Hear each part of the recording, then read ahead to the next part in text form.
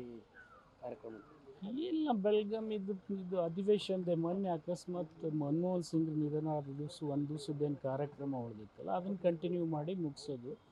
ಗಾಂಧಿ ಮೂರ್ತಿ ಅನಾವರಣ ಅಷ್ಟೇ, 2 ಕಾರ್ಯಕ್ರಮ.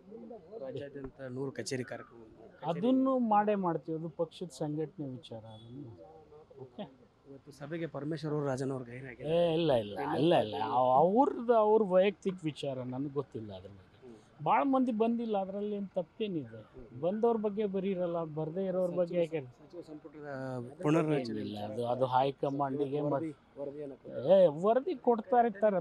ಮಂತ್ರಿಗಳ ಪರ್ಫಾರ್ಮೆನ್ಸ್ ಬಗ್ಗೆ ವರದಿ ಕೊಡದೇ ಇದ್ರೆ ತಪ್ಪೇನಿದೆ. ಬೆಳಗಾವಿ ಕಾರ್ಯಕ್ರಮ ಇಲ್ಲ ಬೆಳಗಾವಿ ಇದು ಅಧಿವೇಶನದ ಮೊನ್ನೆ ಅಕಸ್ಮಾತ್ ಮನಮೋಹನ್ ಸಿಂಗ್ ನಿಧನ ಆದ ದಿವಸ ಒಂದು ದಿವಸದ್ದೇನು ಕಾರ್ಯಕ್ರಮ ಉಳಿದಿತ್ತಲ್ಲ ಅದನ್ನು ಕಂಟಿನ್ಯೂ ಮಾಡಿ ಮುಗಿಸೋದು. ಗಾಂಧಿ ಮೂರ್ತಿ ಅನಾವರಣ ಅಷ್ಟೇ, 2 ಕಾರ್ಯಕ್ರಮ.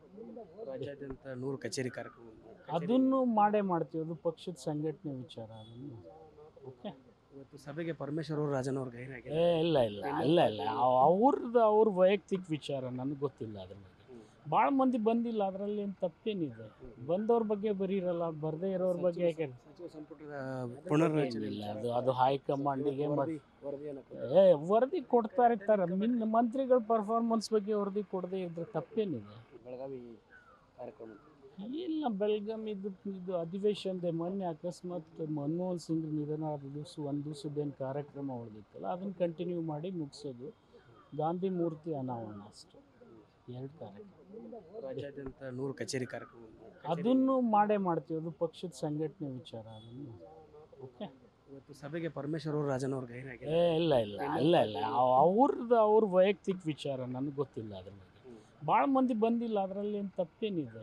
ಬಂದವ್ರ ಬಗ್ಗೆ ಬರೀರಲ್ಲ, ಬರದೇ ಇರೋರ ಬಗ್ಗೆ ಯಾಕೆ? ಸಚಿವ ಸಂಪುಟದ ಪುನರ್ರಚನೆ ಇಲ್ಲ, ಅದು ಹೈಕಮಾಂಡಿಗೆ ವರದಿಯನ್ನು ವರದಿ ಕೊಡ್ತಾ ಇರ್ತಾರೆ.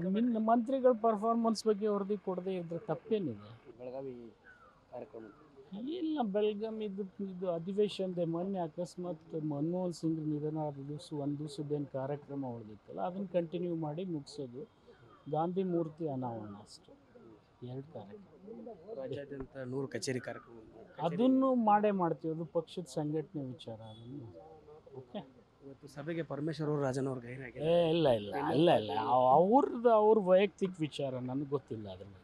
ಭಾಳ ಮಂದಿ ಬಂದಿಲ್ಲ, ಅದರಲ್ಲಿ ಏನು ತಪ್ಪೇನಿದೆ. ಬಂದವ್ರ ಬಗ್ಗೆ ಬರೀರಲ್ಲ, ಬರದೇ ಇರೋರ ಬಗ್ಗೆ ಯಾಕೆ? ಸಚಿವ ಸಂಪುಟದ ಪುನರ್ರಚನೆ ಇಲ್ಲ, ಅದು ಹೈಕಮಾಂಡಿಗೆ ವರದಿಯನ್ನು ವರದಿ ಕೊಡ್ತಾ ಇರ್ತಾರೆ. ಮಂತ್ರಿಗಳ ಪರ್ಫಾರ್ಮೆನ್ಸ್ ಬಗ್ಗೆ ವರದಿ ಕೊಡದೇ ಇದ್ರೆ.